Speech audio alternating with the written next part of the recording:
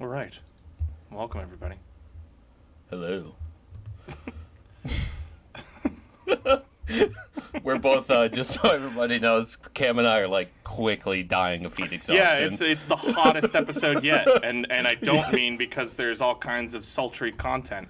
No, it's just fucking hot as shit in both of our little studio den recording areas. Yeah, if you want hot content, go back and listen to my Louis XIV episode about the fistula. That's where all the sex appeal is. This episode is going to be a continuation of our discussion of the Opium Wars, wherein we discuss the actual Opium Wars. The wars fought over opium. Yeah. And last time we kind of talked more about the conditions leading up to the Opium Wars, you know, what the socioeconomic situation was that allowed for this to, you know, happen. Today we're going to kind of talk about the wars themselves. Now, there are two separate Opium Wars. They both were years long. This is not like a military history podcast. I am going to gloss over all of the fucking Union Jack worshipping, British soldier bravery, fucking climbing the walls and shooting Chinese people. We're not going to go into a huge amount of detail about like the actual battles. That's all going to be kind of quick. We're just going to talk about all the fun political shit surrounding most of it. And I'll talk a little bit about the battles, but just like a couple that I think are particularly worth mentioning. But yeah, so what's up with you, fun, man? Before we dive in, what's going on? Not much. Been working a shit ton this week, so very, very low energy, but I'll get high energy for this. Absolutely. I'll get hyphy. Watched The Suicide Squad, and it was a lot better than the first one, which we talked about many episodes ago. Yeah, I watched it.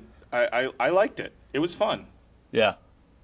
You know, I think if there's one thing that you can say about it, and it seems to be the general consensus, it's a fun movie. It's a fun movie to watch. Yeah, I mean, it's James Gunn, you know, so it's basically R-rated Guardians of the Galaxy. Yeah. It's fun. It's got Sylvester Stallone playing a cannibal shark man. Which is pretty cool. He does eat fucking people, which is nice. Like basically the entire movie long. Anytime he's on screen, he's either about to, currently, or just finishing up eating another human. Yeah, he eats a lot of people. And I don't know. It had Flula Borg in it for like a brief minute as the Javelineer. Which I thought was pretty cool. Yeah, it had the right amount of Pete Davidson. Yeah. Which is, you know, very small amount. It was just the right amount. Yeah, he was in it. He had like 4 lines, and he got his face blown off, and it was perfect. We have found the niche for Pete Davidson. Yeah. Every movie he's in, he should have 3 lines, and then get his fucking face blown off. It's perfect. Yeah. If King of Staten Island had 4 minutes of Pete Davidson, followed by him getting his face blown off, Oscar. Yep. That was actually a pretty okay movie. I didn't watch it. It was pretty okay. I have not seen it. Yeah, I'm not going to go so far as to like heavily endorse it, but like if you find yourself like watching it, I don't know, it's not bad. It's pretty good. Okay. So we watched that, and yeah, we both watched that. I don't know. You seen any good sex pornos lately? I have not. Have you? Have you seen any good sex pornos? Nah, man, I don't watch those. Okay. It's just hot, man. I don't know. I'm sorry. I'm my banter is severely impacted by the level. The bants are weak. Yeah, it's advancing. It's getting worse and worse every second. Like, look at how red I am. Yeah, my face is completely wet. So I guess maybe we should just dive in, because this isn't going to be like a quick episode. Okay. You guys might notice us moving at an increasingly rapid pace as like our bodies deteriorate. Maybe we'll take an AC intermission or something for like 5 minutes. I'm already feeling that coming on. Yeah. Yeah. Maybe at the halfway mark we'll do that. Okay. So we'll dive in. But before we do, a word from our sponsors. Hey, can you hold the card up? I can't even read the copy, man. The card, man. Wait, we're rolling? Oh, shit. Hey, Left Unread listeners. What's going on, man? My name is Rip Kipley, and I'd totally like to welcome you all to Rip Kipley's Chill Zone Opium What? Oh shit, man, my bad. Let's try again. Hey guys, welcome to Rip Kipley's. Wait, why am I welcoming them? They're not even here, man. Okay, let's start from the top. Hey, opium heads. Shit, wait, sorry, man. Let's try again. What? Don't worry about your ears, man. You look good. Okay, let's start from the top, for real this time. Hey, Left Unread listeners. My name is Rip Kipley, owner and proprietor of this here infamous Rip Kipley's Totally Not Opium Den Chill Zone. Come on down to Rip Kipley's and hang out, smoke some tobacco, sit back, smoke some tobacco, and just take a load off and hang out. We are totally 100% legal and not a place to smoke opium or do any other illegal shit. So come on down, say that Left and Red sent you, and get smoked the fuck up today. Cheers, man. I'm Rip Kipley. Dude, that place sounds chill as fuck. Yeah, and I definitely don't think they smoke opium, though. I was going to say, we should go there and just chill and have like a legal good time. Yeah, just a very cool and good, very legal, very cool, a perfect hangout.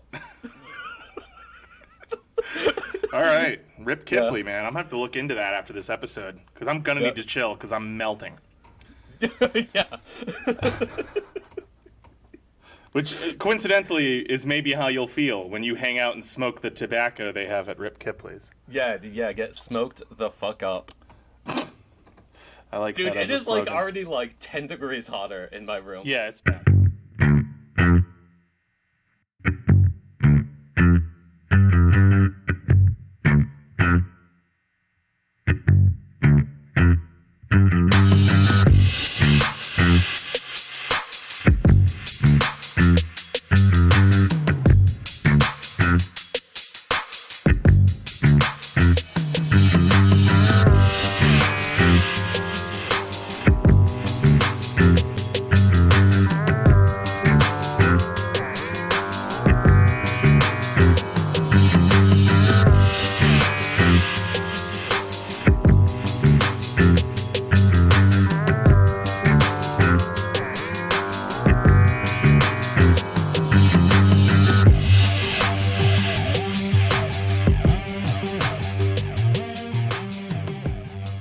All right, let's dive in. Let's just dive in. We're two hot boys. We're gonna dive in. All right, so I'm gonna get us boy like comedy hour. Let's hot boys having hot times. So I'm gonna get us caught up here. So if you'll remember, when we left off talking about the Opium War in Part 1, which is episode 25, if you haven't listened to it, you probably should. I mean, we don't necessarily consider ourselves like a sequential podcast, but when we do multi-parters, you should probably listen to Part 1. We left off after the small skirmish at Kowloon in July of 1839, which pitted Chinese defenders against British naval and merchant antagonists. This has been framed by both sides as being an act of aggression from the other side. My personal stance is that the English are aggressors in this entire occasion. Yeah, I would say that's a pretty... Yeah, That's you'd be a pretty surprised. non-controversial take. There are still modern historians who are like fucking waffling on this, and surprise, surprise, they're mostly British. But it's They're probably also very pro-business. Oh sure. Like how dare you try to choke off our profit streams? Oh, there are lots of like hot revisionist history takes talking about how like in the long run the introduction of the free market to China was a good thing. And it's like, I don't know, man. There's about 100 years of fucking bloodshed that say otherwise. But anyhow. Yeah, listen, if there's one thing we here at Left Unread want our listeners to understand is that history is filled with perverts, but the biggest perverts of all are the people who study it and talk about it. Yeah, absolutely. You know, like every single episode, I am putting clothespins on my foreskin. Which, by the way, I mean, it's not attached to my body anymore. So it's weird that I still have it. Yeah, you have it like on the wall as like I wear a it mount. in a pouch around my neck. So anyway. like you're the Onion Knight with his knuckles. That's right. So the British have finally been banned from the mainland under orders of Lin Zexu, who's the imperial viceroy of Canton at the time. After Lin Zexu's British counterpart, Superintendent of Chinese Trade Charles Elliot, refused to hand over British sailors who had drunkenly beaten a Chinese merchant to death in Kowloon. As the story apparently goes, and I didn't mention this last time, the guy they killed was like a grocer, and they were trying to buy rice wine from him, and he refused because they were hammered, and so they killed him, which is like the most English shit ever. Anyway, so this event, after they kill this guy who doesn't want to sell them rice wine, it sparks a Mexican standoff in Kowloon Harbor, which ultimately devolves into a British naval bombardment, effectively pushing the Chinese defenders back after an exchange of gunfire. So the British, forcing their way into Kowloon to buy supplies and spread a little good old-fashioned propaganda about how shocked they were that the Chinese would, like, do that. Oh my God, like, how rude. So what happens now? I'll tell you what. The first Opium War happens. So the Opium War kicks off in earnest at the Battle of Chunpi. I'm going to repeat what I said last time. I don't know how to pronounce a lot of this shit. I'm doing my best. I did actually do a little research into properly pronouncing a lot of these romanizations of Chinese words, but it's hard. Chinese is so a lot of these are pronounced differently in Mandarin and Cantonese, which adds an extra level of confusion, but those are both incredibly complex languages. So the reason we're going to dive in and we're going to talk about the Battle of Chunpi, it's actually probably going to be the battle that we describe in the most detail because I find it so funny and so interesting. So we're going to fast forward to October. A British merchant ship called the Thomas Coutts, and remember when I mentioned Thomas Coutts, that's a ship, not a guy. It sails into Canton. Now, supposedly this was a no-no because as we mentioned at the end of last episode, Canton has been shut to foreigners. It's well known to the Chinese, however, that the Thomas Coutts is owned by Quakers, and Quakers don't sell opium for religious reasons. They probably had a bunch of oats and engine oil or something. So that being said, the captain of the ship wants to try to work something out with the local officials. He's hoping to have the ban on British traders amended to exclude merchants with like a good track record who were known not to traffic in opium. He just wants to engage in some legitimate drug-free trade. And he's hoping that, at the very least, all the ships carrying non-opium cargo can unload their shit on the nearby island of Chunpi for sale, so that they don't suffer complete losses just because some drug-running assholes had to ruin everything.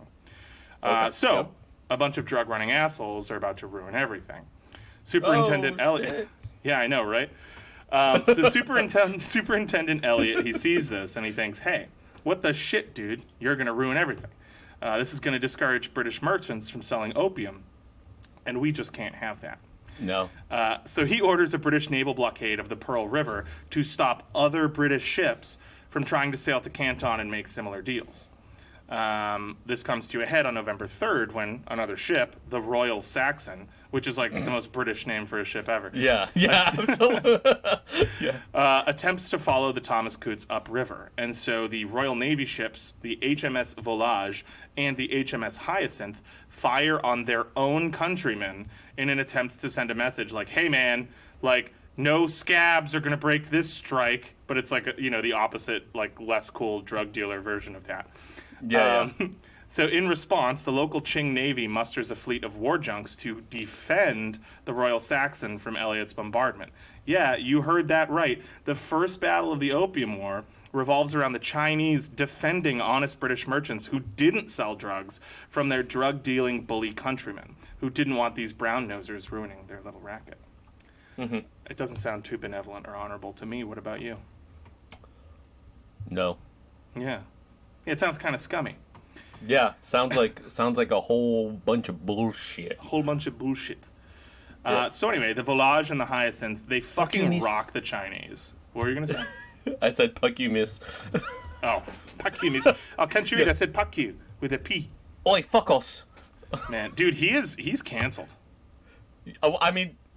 Which was guaranteed to happen. I'm not disagreeing with it. He basically made his whole career on blackface. It's amazing how far he made it into, like how, like, it was pretty late into him doing, some pretty sketchy comedy for him to get canceled. Yeah. Yeah, I don't know, and it's too bad because you know what? Some of those shows Like- are like pretty funny. I mean, yeah, I'm sorry, like, Angry Boys, I know it's like 100% cancelable content, but Yeah. pretty fucking funny show, man. And It's that a was really like funny show. 2008. Yeah, it's a really funny show. I remember we were all really into that show for a while. Yeah, and then he had like a newer one on Netflix. I watched a few episodes of it. Yeah. Yeah, none of was- his stuff after Angry Boys was very good. Yeah. He did a Jamae show, and then he did a Jonah Yeah, from where Tonga he only show. plays Jamae. Yeah. And then it was the Jonah from Tonga show, which was Yeah. his second time playing Jonah from Tonga, that he got canceled. Yeah. And then he had that one on Netflix where he was like a pet psychic or something from South Africa. Yeah, and then like a 9-foot tall like teenage girl too, Yeah. right? Yeah. And he stopped doing like the brown face thing that got him in Yeah. trouble. Which, you know, again, it's good that that shit has to stop. Yeah. Tim, fart please. Team, could you fart, please? Skateboarding, gay style.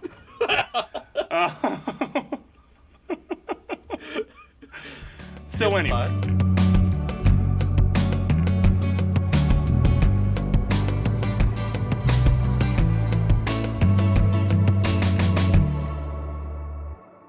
I digress. The Volage and the Hyacinth, they rock the Chinese fleet, destroying 4 ships, taking essentially no damage. Unfortunately, this is going to be kind of the theme in the Opium Wars.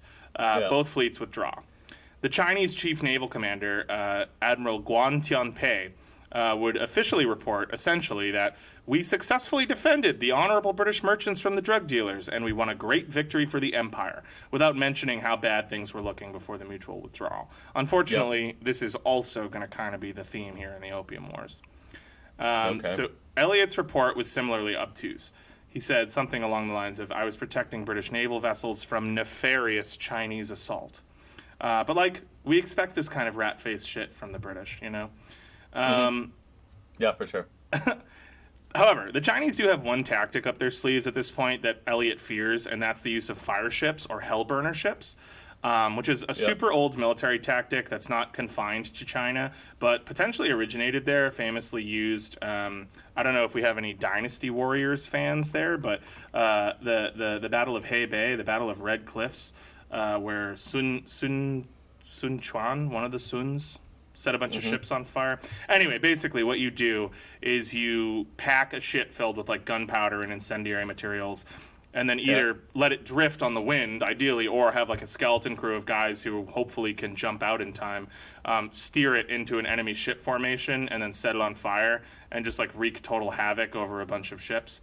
Because, you know, they're all made of wood and cloth and shit, so... So he's afraid that this is going to happen. It's basically naval kamikaze. So Elliot decides to fuck off to Macau, which, if you remember, was owned by the Portuguese. And he begs the governor there to allow him. Dude. Yeah, man. What's up, man? This is the air horns. Air horns. Yeah. Yeah, for sure. He begs the governor there, who's named Adrião Acacio de da Silveira Pinto. Whatever. He's got the good sense to say, like, no thanks, we don't want beef with China, we're happy making the money that we're making. And so he shoos them away. Don't be too happy with Portugal, because, like, modern assessment has found that they're probably the originators of Europeans selling opium in China. They just, like, didn't have India, so they, like, didn't have enough opium to make, like, a huge difference. But, Listen, man, I just want to say I am always happy with Portugal. Well, and to their credit, so the Arabs had also brought opium to China, and the Chinese did grow their own opium, but they just like didn't use much of it. The traditional use of opium with the Arabs and then with the Chinese was to prepare like a tincture or a tea, which just didn't get you that fucked up, and they would use it as like an anesthetic and stuff. The Portuguese brought smoked opium to China, which like got people really fucked up and like really hooked. And then the British, having having conquered India, had like a surplus of it, and were able to turn it into like a pandemic of or an epidemic. But now of on the addiction. other hand, Portugal Carayo. So yeah, fair enough. I don't care about that. So back home, but listen, yes you do. You like Portugal? Portugal's all right. Yeah, it's fine. Yeah, Portugal's fine, man. I'm fine with it. Okay. We can move past it. Yeah. hopefully our relationship can continue to flourish despite my I'm not sure it'll be the same, but we can keep going. No, I'm an honorary Portuguese man. The amigo do bacalhau, dude. Yeah, absolutely. Yeah, the friend of the cod, man. So, back home in England, the response is divided. The general public in Britain, and actually in the United States too, they're mostly united in believing that this increasing aggression and the continued sale of opium in China are like morally reprehensible and trash. So like even at the time, contemporary like average people thought this was disgusting and shitty. Like this was never like something that people looked at and were like, this rocks, like go England. Like it was shitty even then. However, as remains true in both of these nations today, this essentially doesn't matter, as the governments in both nations have, by 1839, already basically begun to serve corporate interests. So the ruling Whig Party in the UK Parliament wants to escalate tensions, and despite Queen Victoria's outward intention to, quote, continue examining the matter closely, they defeat... Man, what the fuck? Did you having some trouble? Yeah, I guess I am. It's really hot. The matter quotes we... The ruling Whig Party in the UK Parliament wanted to escalate tensions, and despite Queen Victoria's outward intention to, quote, continue examining the matter closely, they defeat a Tory motion, which is the other big party at the time, to halt the violence and the opium trade, and it's looking like war, baby. So wait a minute. So, I mean, the Tories have always been the conservatives. Are the Whigs also conservative? No. So I think similar things have happened. This is before the Labour Party gained prominence. And so they're both like... Yeah. You know what I mean? It's sort of like... You know how in the U.S., like, the two parties kind of flipped ideologically? In the UK, there's like, a change of the... whatever. That's a whole thing. Yeah, we don't have to get into it. In common parlance, it's easier to say, like, the parties have kind of flipped in terms of which is considered more liberal, which is considered more conservative. In the UK, the Labour Party sort of supplanted the Whig Party, and the Tories are now, like... The party is called the Conservatives, but the Tories are like the colloquialism for it. So it's just different groups that are in modern UK politics, basically. You can't really think of it like along modern terms. So they defeat a Tory motion to halt the violence in the opium trade, and it's looking like war.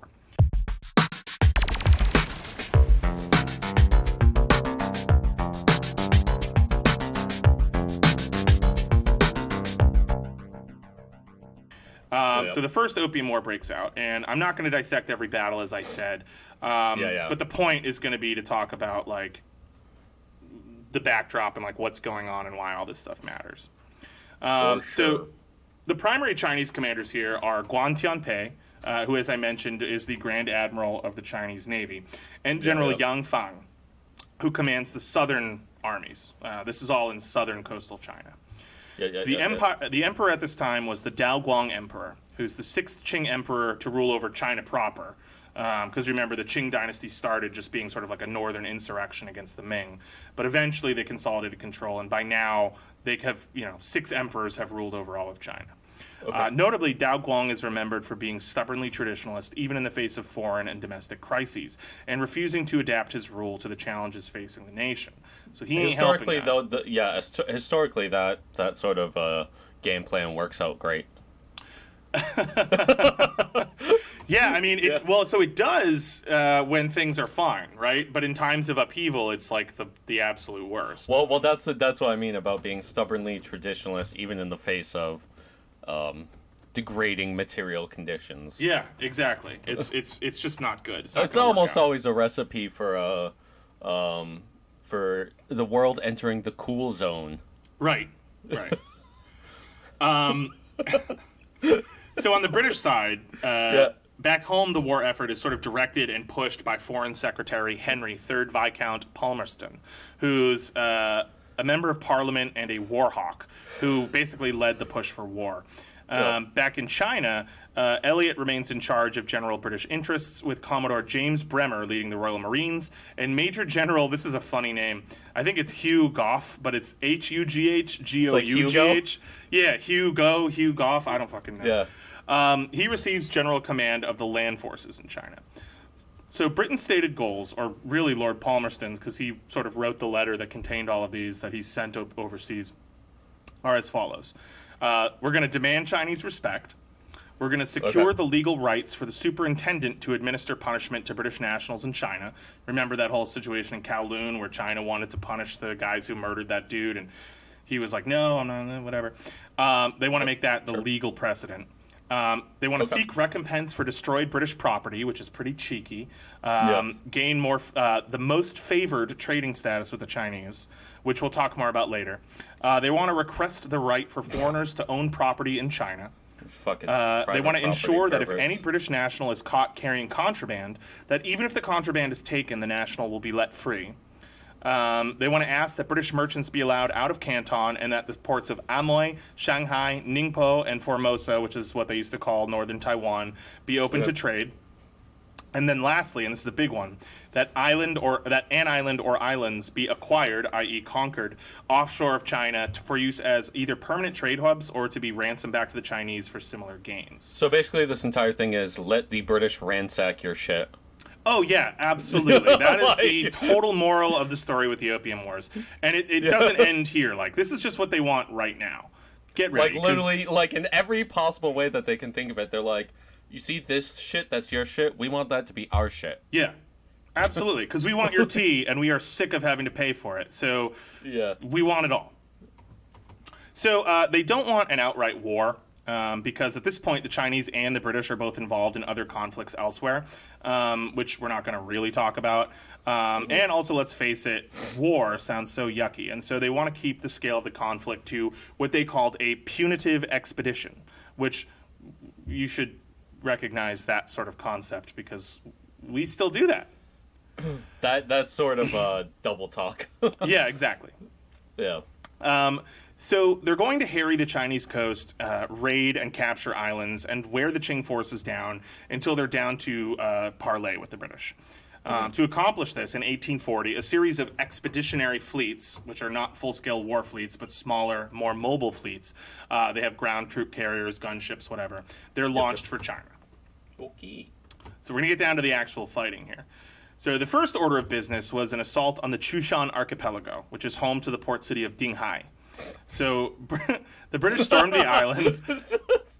Come on, man. I like that name, though. It's a good It's one. a good name, yeah. Yeah, Dinghai. So the British storm the islands. They take the city. They leave garrisons there, but they're immediately ravaged by disease, and like most of them die. And they move to sail up the Pearl River, which, as you remember, is the river that empties out into Canton and is sort of the easiest way for the British to access mainland China. Yep. So they're going to go up into China proper.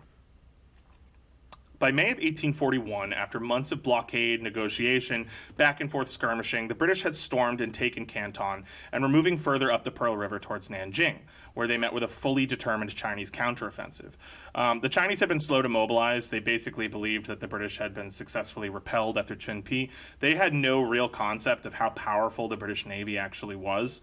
And they had been culturally dominant for like almost 2,000 years at this point. So the idea that like some foreign barbarian is going to sail up and just wreck your shit, you know, like they thought like, okay, they've got like a couple big warships and that's what they've got. They don't realize that like the couple warships off the coast of China are like an afterthought that are basically just there to like... They might not even realize they're fucking there. Yeah, right. They're kind of up their own asses. And they also have a lot of like internal strife going on at this point. There are internal rebellions, whatever. And so to the Chinese government for a lot of this period, the wars and the skirmishes with the British, they don't really realize how big of a deal it is until it's like way too late because they're concerned with what they think of as like more imminent pressing issues, sort of internal issues within the empire. But by now they have mustered a full-fledged military response, and they're prepared to meet the British head-on. And I don't want to give the wrong idea. I think a lot of people present this as like the Chinese like still fighting with like swords and spears. They had guns, like they had cannons and rifles and whatever. They just weren't a fully realized modern military fighting force. You know, there were still swords and spears. There was still using cavalry in a very different way. They didn't have the same kind of armor and training. It just wasn't like a fully realized modern force. They did have guns and shit though. Like they weren't like, you know, totally outdated. The thing is, as we mentioned before, well, I just said that, so we'll skip that. But I did say, so like, they were sort of disincentivized to modernize their army because for like I said, like 2,000 years they've been the big swinging dick in East Asia. If it ain't broke, don't fix it, right? Like, yeah, they didn't have to just go through the fucking mulcher that was the Napoleonic Wars. That just, like, completely changed warfare in Europe. Right. Europe had spent the last, like, 1,000 years just in constant brutal warfare, just, like, sharpening the edge of their sword on each other. Yeah, and now they get to China, and they're like, what do you mean you guys haven't just been, like, putting each other through a meat grinder every century? Like... So China was just over here. We had some dude who tried to conquer the entire continent, and we just like literally had like a constant succession of 8 wars against him, where he was putting us through the mulcher until we finally won. Right. So we're talking about like a post Waterloo, a post Trafalgar British fucking military machine. Their navy is like psychotically well tuned and excellent. Yeah. And the Chinese are for better or worse, or really worse, are still using like 1,000-year-old ships. They're not actually 1,000 years old, but the technology hasn't really changed. And the British have like state-of-the-art maritime equipment, gun batteries, things like that. With sailors who have probably been in dozens of skirmishes and battles. They've got lots of practice, whatever. Like, these are not like guys, sitting on their heels, like chilling, collecting a sweet government pension. They're out to fucking kill. So, like I said, the Chinese army's policy prior to this was like, if it ain't broke, don't fix it. They're about to get broke. Like, it's about to happen, and it's going to happen bad. So the British Marines, supported by naval bombardments and reinforcements from home, end up crushing the Chinese counteroffensive after a year of hard fighting. When I say hard fighting, I mostly mean hard fighting for the Chinese, who are throwing waves and waves of soldiers at them, and the English are taking like essentially no casualties. Notably, during the Battle of the Bogue, Admiral Tianpei, leader of the Chinese naval forces, is killed in battle, which sends the chain of command into disarray. They're a very bureaucratic military, and having the head guy like suddenly die, it's fucked up. Another one is the Battle of Zhejiang, which is the final major battle of the First Opium War, which sees intense street-to-street fighting and the suicides of many important Chinese merchants and nobles seeking to avoid capture. Notably, this battle saw the highest British troop losses of the war. And you want to know how many troop losses I'm talking about? 36. 36 guys died in the bloodiest battle of the war. The Chinese are getting fucking slammed right now. Yeah, man. Just like absolutely taken to the cleaners by the British. And I don't say that with admiration. It's like upsetting. It's like, and the British kind of know that this is how it's going to go. It's like, I think I made the allusion last time to like the Dream Team sending like Michael Jordan and Scottie Pippen and like all those dudes over to the Olympics to just like house a bunch of like Croatian amateurs in basketball. Yeah. It's like that. It's fucked up. We're just talking about people on totally different levels here. So in 1842, Nanjing falls to the British, and it's beginning to look really bad. Because, like, if the British can take Nanjing, they can definitely reach Beijing, and the imperial government's in Beijing. And so the Chinese are like, fuck it, this is not worth it, and they sue for peace, which results in the Treaty of Nanjing, which is the first of several really fucked up treaties for the Chinese. Yeah. So in what would be known as the first of the uneven or the unfair treaties in China, and that's a later term that like the modern Chinese sort of propagandized, this whole period has been heavily referenced by the Chinese basically since like the early 20th century as sort of the reason for all of their woes. The late Qing dynasty especially would like really blame a lot of their downfall on this. To be perfectly clear, the Qing dynasty is on its way out slowly for lots of reasons, and the Opium Wars are definitely part of it, but there's also a lot of like internal dog shit happening in China right now. They are really ineffectual at dealing with a lot of what's going on. So it's a real mixed bag in terms of like why the imperial system is going to go out in China and why there's going to be government upheaval. But to suffice it to say that like these treaties are really unfair and really uneven. Yeah. So firstly, and this is like a really important one historically, China cedes the island of Hong Kong to the British, and they allow access to 4 additional trade ports other than Canton. So that's Xiamen, Fuzhou, Ningpo, and Shanghai. Shanghai is also a big one. The influx of foreign trade is going to boost the growth of that city massively, and to this day it remains like one of the absolute like leading centers of trade. It's one of the biggest trade ports in the world, and it's sort of like an economic powerhouse. this is sort of what a lot of those perverts who claim that all of this was like a net positive, this is sort of what they're pointing to when they say like it was good for China because like this forced influx of foreign commerce like helped the quote modernization of like major Chinese port cities and thus like all of China. But like there's also like a massive human cost to a lot of this. So yeah, and also, you know, when it talks about that, like it's not like the benefit of these colonial aims are going to the local population. It's going to the colonial power. Right. Especially right. It's not designed to raise up the average person. A little bit of that happens just because that's how it goes, but it's certainly all not of that, the aim. Yeah, that massive amount of influx, that's not going to China or the Chinese people. It's going to British people. Right.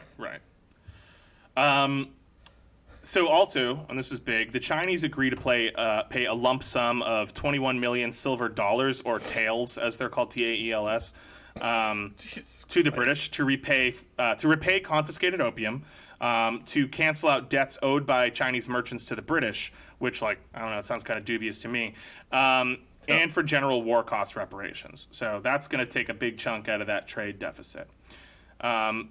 Interestingly, at the time, I mean, the trade deficit was so bad, and I kind of heard this. I should have mentioned this last episode, but the general consensus at the time was that, like, because of how intense the British addiction to Chinese goods, specifically tea, had grown, at one point or another, every silver dollar minted on Earth would find its way to China. Like, it was just inevitable. So China was like a black hole of silver. Like, at some point, if things didn't change, all the silver on planet Earth would end up in China. It was just that intense. So they had to, you know, quote, had to do something. Also notably, the treaty grants total amnesty to all Chinese who had cooperated with the British during and preceding the war. And then in 1843, they signed the Supplementary Treaty of the Bogue, which would grant the British most favored nation status, which basically retroactively gives them every right available to other countries in China. So fuck you, Portugal. And gives them it also gives them extraterritorial status, meaning they're still under British law even when they're in China. In 1844, the U.S. signs the Treaty of Wanghua, which gives them similar rights in China, extraterritoriality, etc. Though it does ban the Americans from selling opium. They obviously don't pay attention to this, though, because per the treaty, they're not subject to Chinese law. So they just kind of keep fucking doing it. And in the same year, the French signed the Treaty of Whampoa, which again gives them similar concessions. So all in all, the British and the French...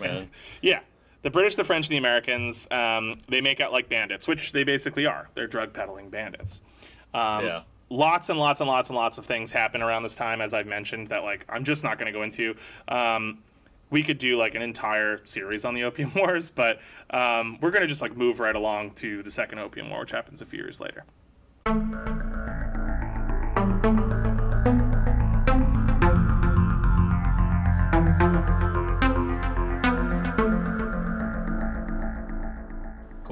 So after the treaties following Opium War 1, the Qing government is salty, to say the least. They're pretty butthurt about this. They repeatedly make attempts at keeping some vestige of authority over the British, who by now have made it quite clear that they are not willing to cede anything that they've gained. Notably in 1847, after repeated issues at the mouth of the Pearl River, which the British call the Boca Tigris, which means mouth of the tiger. So the Chinese have sort of been like harassing their vessels passing up the Pearl River, things like this. The British basically just like take all the forts at the mouth of the Boca Tigris and invade all the forts, and they spike their guns, which basically involves taking like a big lead spike and hammering it into the mouth of a cannon to block it. So they basically, rather than just like going in and like killing them all or arresting them or whatever, they're just like, oh my God, you guys clearly can't handle having these cannons here. And they like put child protective locks on them and then just leave them. And they're just like, you can keep them. They just don't work anymore. So this is like a pretty clear intention to neuter and humiliate the Chinese defenders, which it does. They don't like this. So notably, the French and the Americans had included clauses in their treaties which allowed them to renegotiate terms after 12 years. The British had not thought of this. It's a great idea. But they were, quote, the most favored nation. So in the 1850s, they begin demanding a renegotiation. They want all of China open to their merchants. They want legalized opium. They want to be allowed to export Chinese laborers to their overseas colonies. And right now, the Qing government is like, you can't just take Chinese people away and like use them to build your shit. And the Brits are like, why? We'll like pay them something. Yeah. And so they call them coolies. That's like an old school, it's probably racist now, like an old school term that the British had for like cheap indigenous Asian laborers. They call them that in Burma. That's got to have some kind of racist like reasoning for it. I think it's a derivative of some sort of like Indian terminology that they just like everything, they just like couldn't pronounce because they didn't give a fuck to try. So, but I don't know. Yeah. And they want to be exempt from trade tariffs. They basically just want even more than they've already got. So obviously the Qing government doesn't agree to this. And in October of 1856, there's an incident. And this is what the British use as a pretext. They're just looking for a pretext. They're like, wow, that last Opium War was honestly really easy. We only lost like 100 guys. We should do another one. And so they're looking for a reason, and they get it in October of 1856 when a registered British ship, right? So it's registered out of Hong Kong, but it's crewed by Chinese. It's called the Arrow. It's stopped under suspicion of piracy. Now, the ship flies a British flag. And its captain legally was a Brit, but he wasn't on board. He was like on shore. It was basically Chinese pirates who were like renting out a British ship.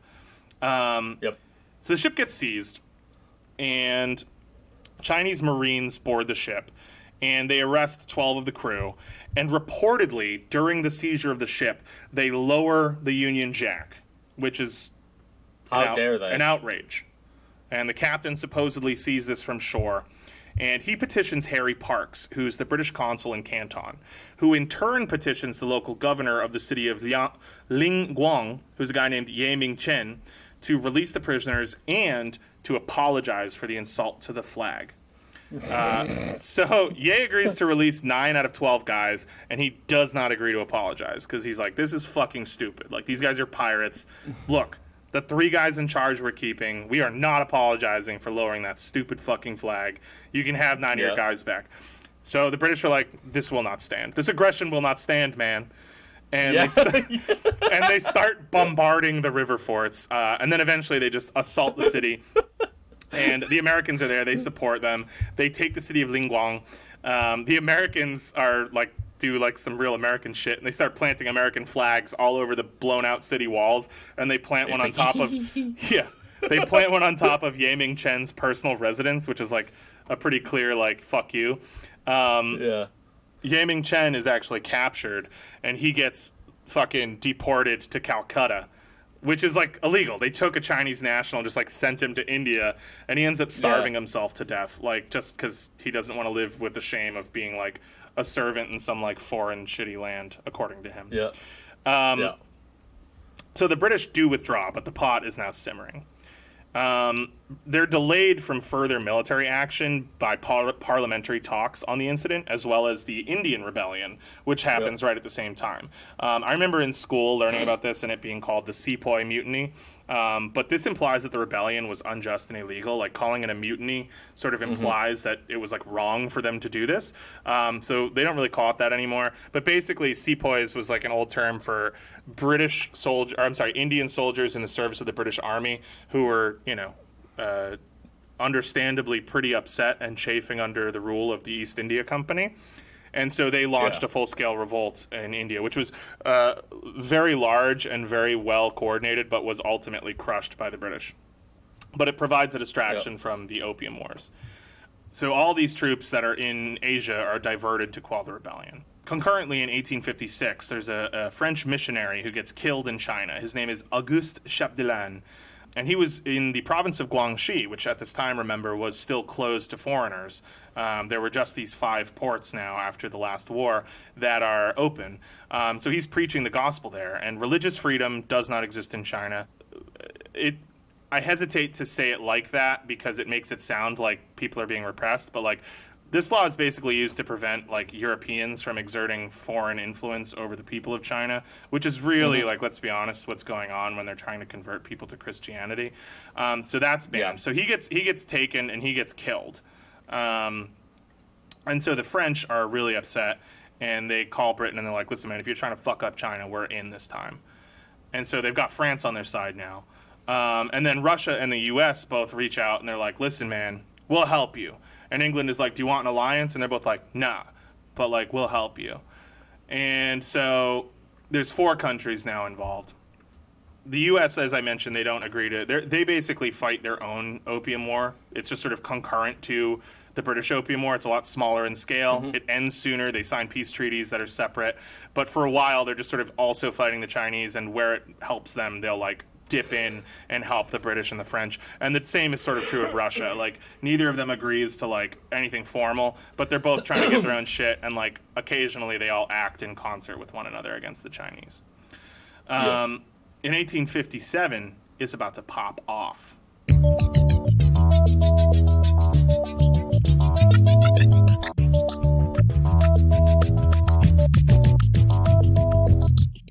Nice. So in 1857, the British assemble a force in Hong Kong and are joined by supplementary French troops.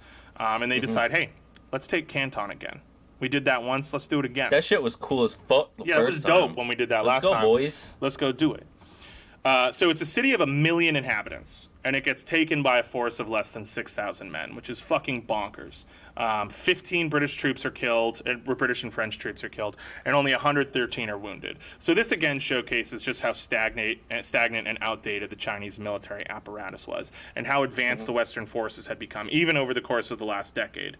Like they're just getting better and better, and the Chinese are just staying the same. Ye Ming-chen, as I said, is captured. He's exiled to Calcutta.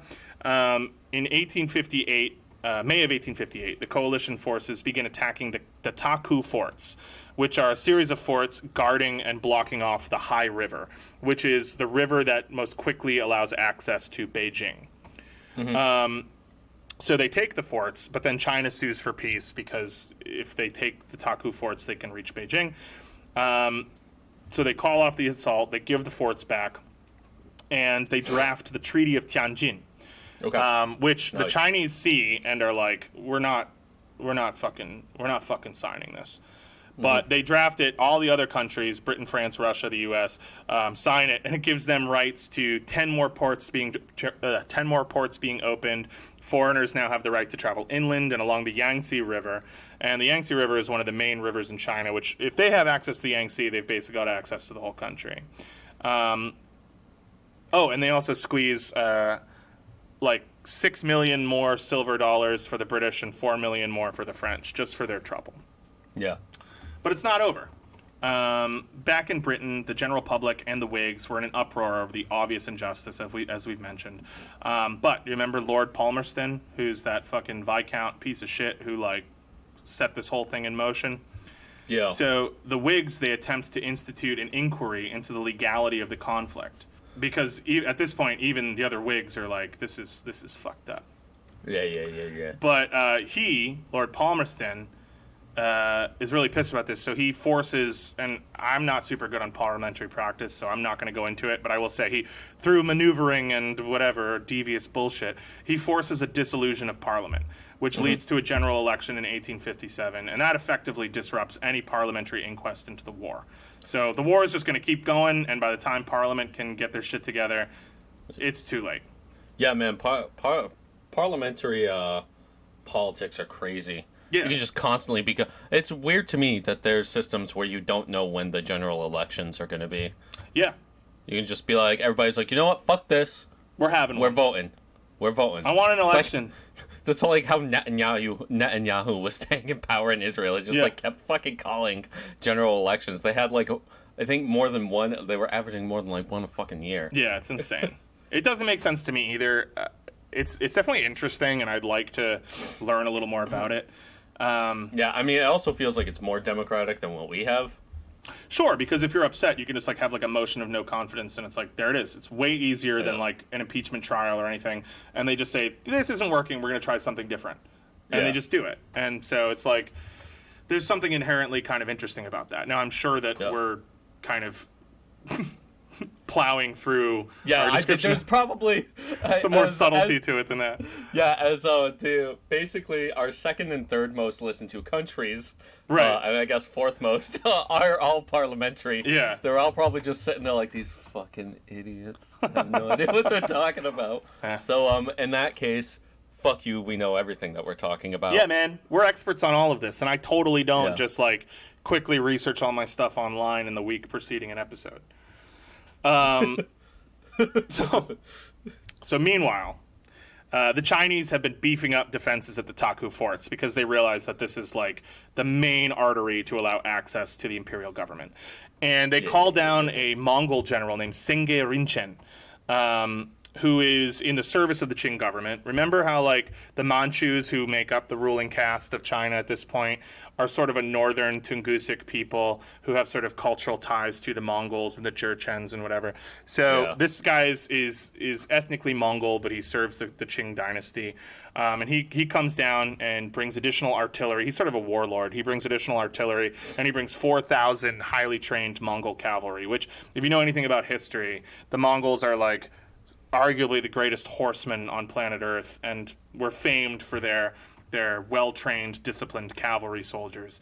And that is no different. There's been a couple famous times in history where a bunch of perverts from the steppes came and conquered a bunch of bullshit on horses. Yeah. And that's some of my favorite shit in the world. Yeah. I love the steppe peoples and their culture and the cavalry-centric warfare and all that. It's really cool. And then they just retreat back from whence they came. Yeah. And then everybody forgets about them, and then, like, 300 years pass, and then they're like, oh, yeah, we're back. Like, we got organized again. Sorry, everyone. They're just like, hey, what's going on? We're back. Yeah, we're still really good at this shit. Yeah, we do it the same way we've been doing it, and you still aren't good at... Oh, man, it's so funny. Anyway, we'll talk more about that, but just know that Mongol cavalry is a big fucking deal. So the British and the French, they see this, and they think, fuck yeah, let's start some more shit. So a British naval force under Admiral James Hope, and I hope he doesn't get up to any dirty business here. I know. Man. They set sail up the High River, and they demand to be let past the Taku forts and into Beijing. They have a bunch of diplomats on board, and they want to meet with imperial officials. But they have a bunch of soldiers. They have like 2,000 soldiers. They would love to speak to the manager. They want to talk to the manager. They've got some pointers about how things are being run. Listen, this isn't how you run a business. This isn't how you treat a customer. Oh, man. So, Senge Rinchen, he's like, you can send your diplomats, but the rest of you absolutely cannot pass, because we know how that goes. Yeah. And the British insist on the troops being allowed through. Senge Rinchen says, no way. So at night, the British send a bunch of sneaky bastards out, and they sabotage. They had, like, barriers set up across the river to block the boats. And they sabotage those, and then the next day they're like, we're going through. And they start bombarding the forts. But Senge Rinchen and his new artillery that he's set up start firing back, and they're actually, like, doing some damage. And so there are some Americans who are hoping to kind of coast up the river with the British, and they were officially told to stay neutral, but they end up taking part in the battle anyway, like, illegally, which is sort of their whole thing in this whole war. And yeah, dude, they're like hype men. They're just like just following the Brits around. Well, because at this point, the Americans are still like a relatively minor power. They're not like, they're not a local power. Right, exactly. Yeah. And so that's not local to Asia. No, they're trying to break into that, but they're definitely riding the coattails of the British and the French. So ultimately, Senge Rinchen repels the assault. He successfully repels the British in one of the few, like, legitimate victories that the Chinese would achieve. Unfortunately, the British were like, they had this whole policy in these conflicts of, like, never sending more men than they, like, barely needed to get anything done, because they were just, like, so confident in their ability to whoop the Chinese. So next time, instead of 2,000 men, they send 11,000 men, which they can spare because they've got the world's greatest navy. And they storm the forts and just, like, completely overrun them. And then they move upriver. They take the city of Tianjin in 1860. And Tianjin is, like, the fort that defends... It's like the fort city that defends immediate access to Beijing. the Qing dispatches emissaries to sue for peace again, and they're met by British envoy Harry Parkes, who we mentioned before. Parkes, however, is like super pompous and a real asshole. And when his group goes to like wherever the meeting place is and meets with the Qing envoys, he insults the emissary, and he and his party are arrested and taken into custody for questioning. Apparently, during this questioning, and who's to say how true this is, this could be British propaganda, but several of his fellow diplomats are then executed by Ling Qi, which means slow death or slow slicing, which is a legitimate thing that the Chinese did do. It's real. And basically parts of your body are like slowly and methodically cut off, starting at your extremities, and then tourniquets are applied so that like you can stay alive and have like more parts of your body cut off until you're basically just like a stump. Apparently the British recovered their like disfigured corpses and were like, that's it, no peace. And so they march on Beijing. They again clash with Senge Rinchen's Mongol cavalry and 6,000 infantry at Balichao, which is 8 Mile Bridge, which is like this big stone bridge that leads into the city of Beijing. Unfortunately, and he's been doing really well. What'd you say? 8 Mile, you say? Yeah. Their palms are sweaty. Their knees weak. Their arms are heavy. So, unfortunately, even though Senge Rinchen has been doing so well up until this point, actually, like, given the British what for, he decides that the best way to defeat the British is with, like, a total show of force, and leads, like, a full frontal charge through, like, it's a pretty big bridge, but it's still just over a bridge, at, like, a fully arrayed and prepared, like, British gun battery, and just gets fucking decimated. Like, so there's just like this like rousing moment where he's like amping up his troops. Yeah, he's like, we're gonna kick them about out. Defending your homeland. You know what I mean? Everybody's cheering. You know, you as the viewer, you start getting goosebumps. They just start charging in there and just get mulched. Yeah, they get absolutely fucked up.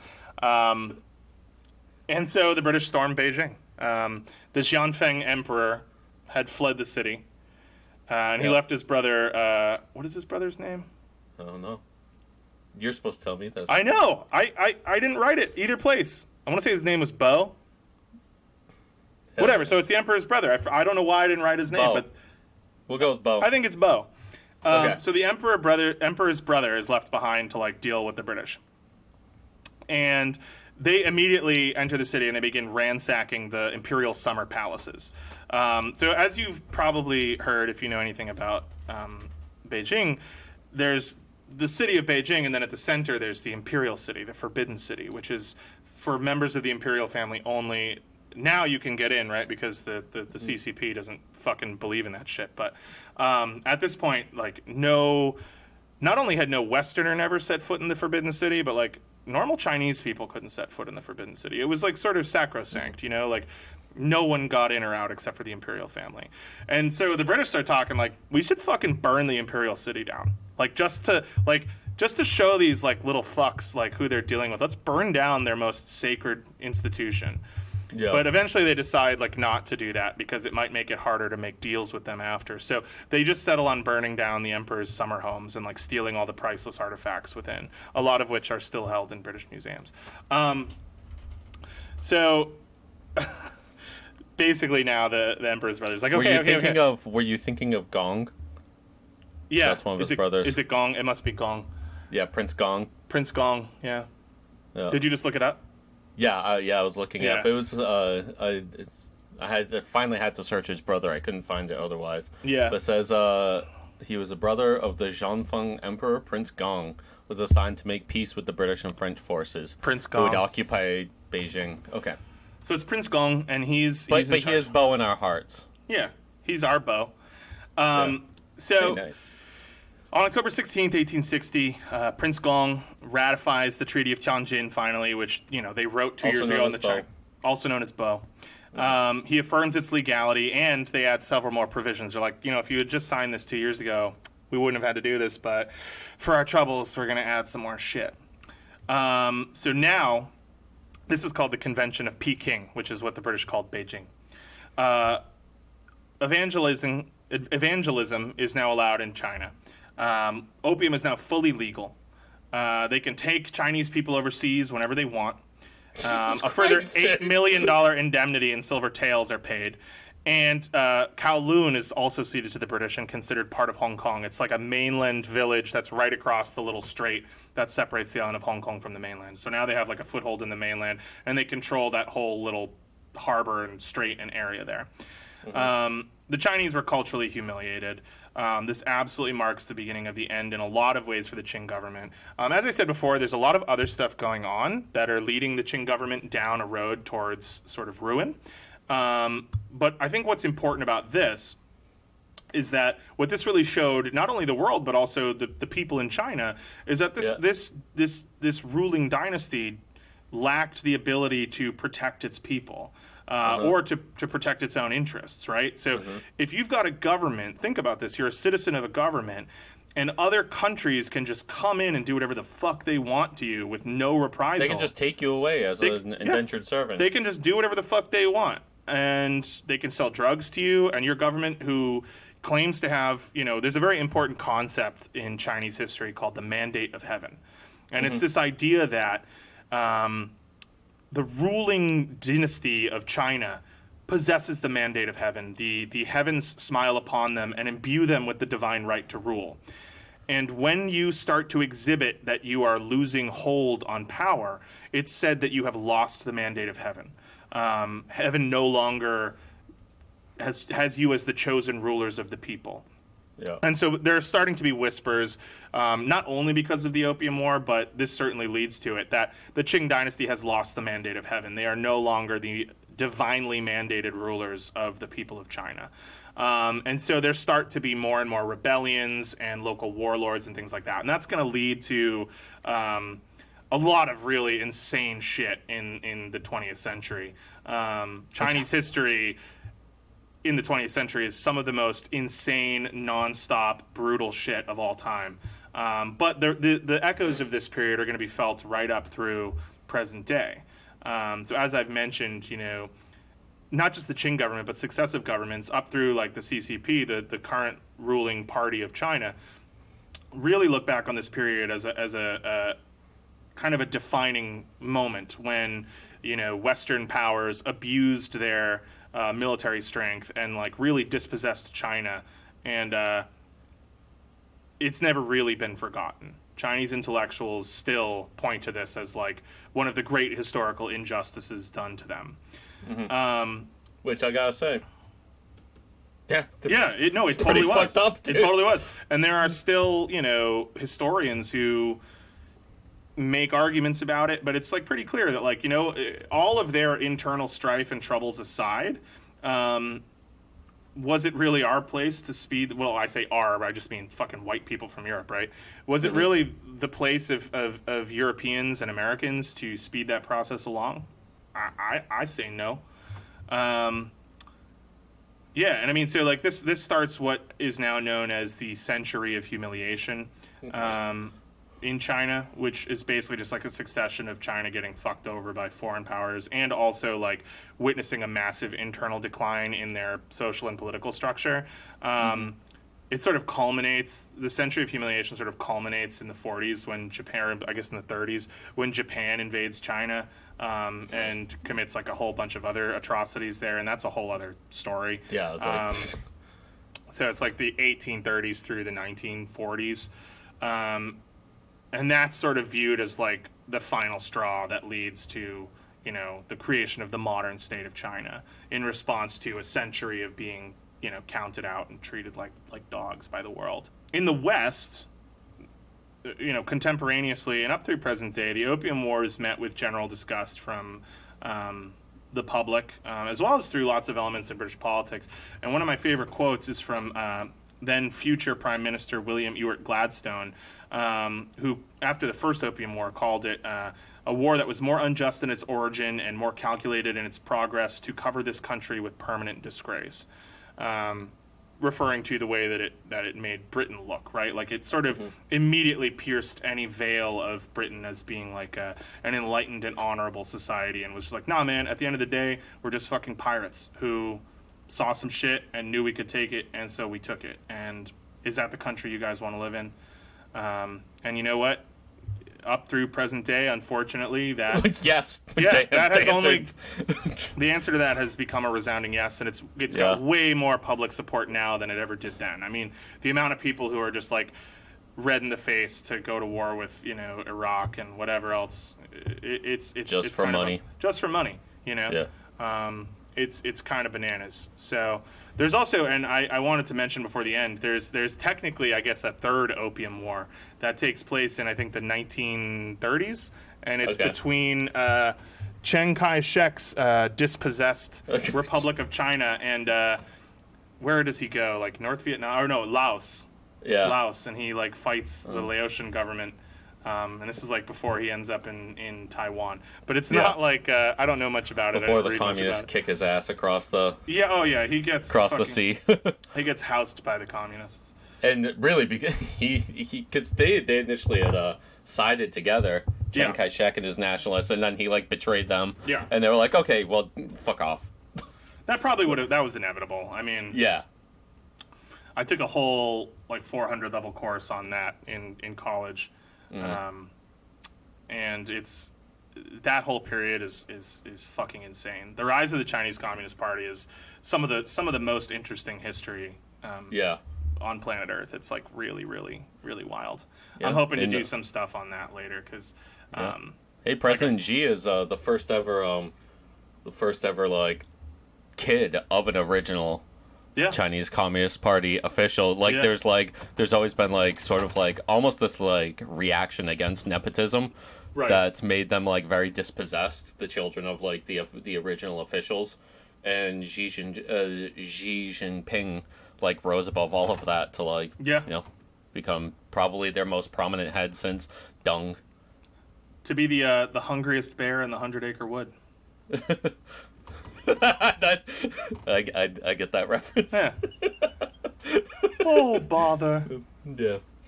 And you know what, President Xi? Sir, you may fire at will. America's ready.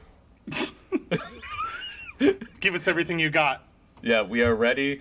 Your soldiers are in position. We will rise up. President Xi, sir, you may fire at will.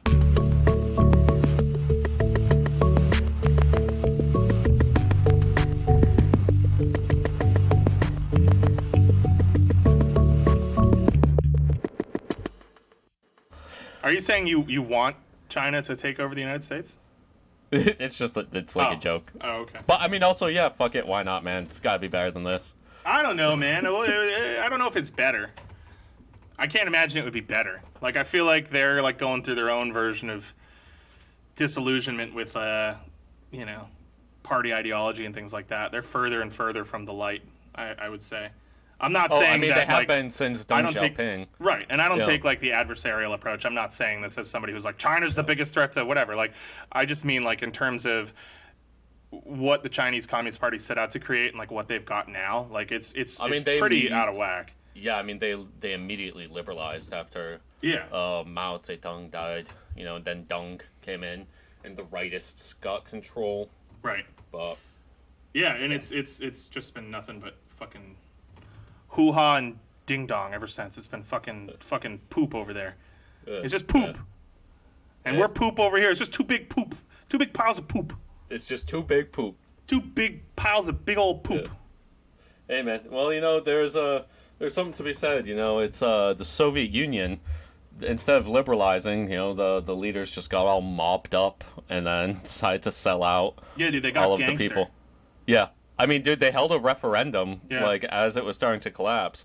And it was, like, I think it was, like, over 70% of people voted saying that they wanted to stay in the Soviet Union. But all the leaders, they were just like, yeah, but we can make a lot of money. Yeah. Here's the thing, guys. We didn't realize how rich we could get. We're gonna sell you the fuck out. Yeah, it's not happening. Sorry. Yeah, and then the largest drop in human life expectancy in modern history happened. Love it. Yep. And some of those places still haven't recovered. What'd you say? Some of those places still haven't recovered. Oh, yeah, no. Dude, absolutely not. Yeah. It's I don't know. Hey, you know what? Not to change the subject, but I'm really proud of us because we made it through the hottest hour of our lives. Yeah, we don't have to stop. We didn't take a break. I powered through. I'm sorry, everybody, if I was talking kind of fast.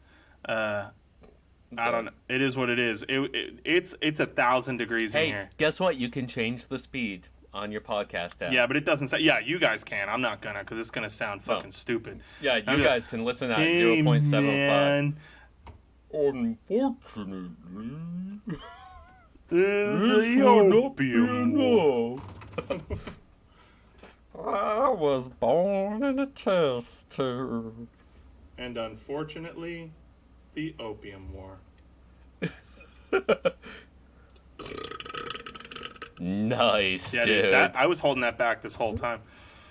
That one's for you, fine listeners. Oh, you better believe it. You better believe it. Uh-huh. All right. Well, I feel good about this. Yeah, me too. That was pretty good. Yeah, man. You got any plans this weekend? Doing anything cool? Watching anything cool? Yeah. Fuck, I don't even know. I'm off again tomorrow. I'm gonna edit this and Yeah. we'll have the show out, and then. Yes, I do. I'm hanging out with my parents.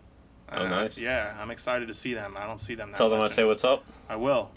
Give the old pooch a scratch on the head for me. Yeah, man. A little head scratch. Yeah, I will. He's a good boy. He deserves it.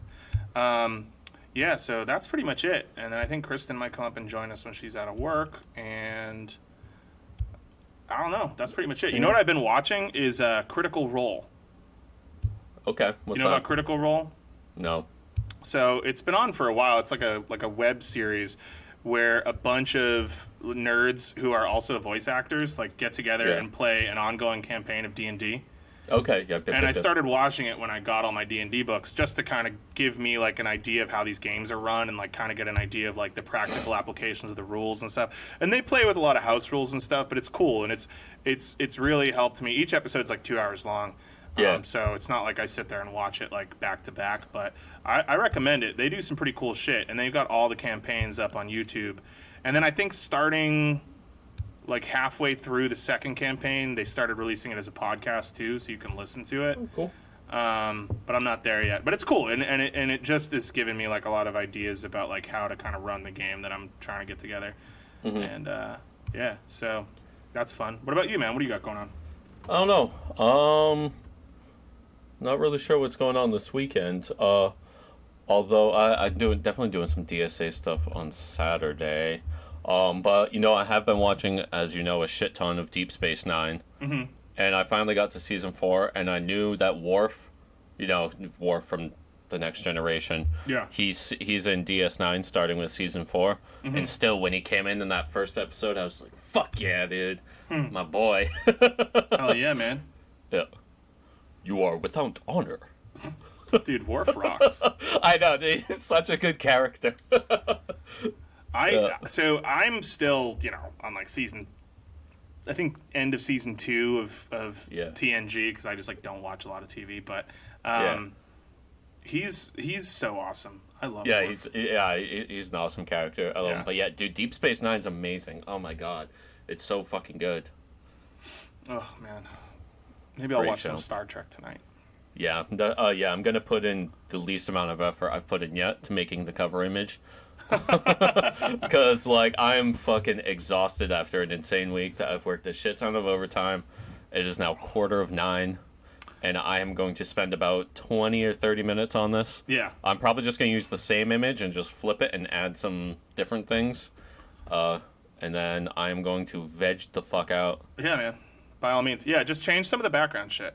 Yeah, that's what I'm going to do. Literally, it's just going to be the same foreground image, or the same background image. I'm going to flip it on its axis, and then I'm just going to add different stuff in the background. Basically like what I did with Jack the Ripper. Yeah, dude. So, add, Yeah, if you please, I'm trying to, I kept trying to think during this episode. I was like, should I add that? So if you have ideas, I would love that. Yeah, add Senge Rinchen. Okay. Yes. There's pictures of him. Yeah, I was going to add him, yeah. There's an actual photograph of him, but it's kind of grainy, so I don't know, Senge Rinchen. Yeah. Oh my god, that's way too grainy. I can't use that picture. Yeah. I'll use a different one. Yeah, he's pretty swag looking though, I'm not gonna lie. Yeah, they were he looks like he could fuck some fools up. They were a no joke people. Shit, although maybe I will use that one, I don't know. I don't know. So grainy. There's also some pretty cool photos of like Oh, the battles of the Battle of Chiang. There's a lot of cool paintings of battles. You could theoretically use something other than. Oh no, I see one right here. A Qing Chinese general, possibly Senge Rinchen, and he's looking like an absolute G, sitting down. Nice. Oh, is that him? Dressed in gold. In the gold armor. Yeah, use it. Yeah. Just Yeah, use I'm that gonna use as that the one. picture. No, I still want the opium shit. Okay, use the opium shit. Yeah. I'll just cut this You out. can also find the Daoguang Emperor. There are paintings of all these guys that were done contemporaneously. Yeah. Yep. Anyway, thank you guys for joining us this week. I hope that you liked our conversation about the Opium Wars. Yeah. It was good. We're hot, so I think we're probably going to call it. Does that sound okay to you? Yeah, that's fine. Yep. Just please tell people about us, tell your friends, your family, rate and review us, subscribe.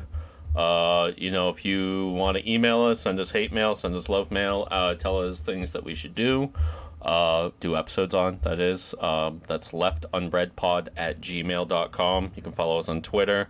You can follow us on Instagram. You can follow us just around in our personal lives. Yeah, that's cool. We're it might be a little creepy, but if you do want to do that, you can do that. I'm fine with it. I'm not creeped out by it. Yeah. Follow me. Yeah, we're both pretty big guys, so. Yeah. Yeah. Oh. Yeah, cool. Yeah, All right, so cool. if you want to gang stalk us, you can do that. Absolutely. Right, and continue to cyberbully people that don't like the Green Knight. Yeah, please. We are a pro cyberbully podcast and a pro Green Knight podcast. podcast. Yeah, so if you can combine both of those, we'd be happy. Go for all right, it. so yeah. All right. Well, see you next time. Okay. Well, we'll see you next time. Okay. Well, next time we will be seeing you. And we will see you next time on Left Until Unread. next time. Until next time, folks. We'll see you next time. Peace. Next time.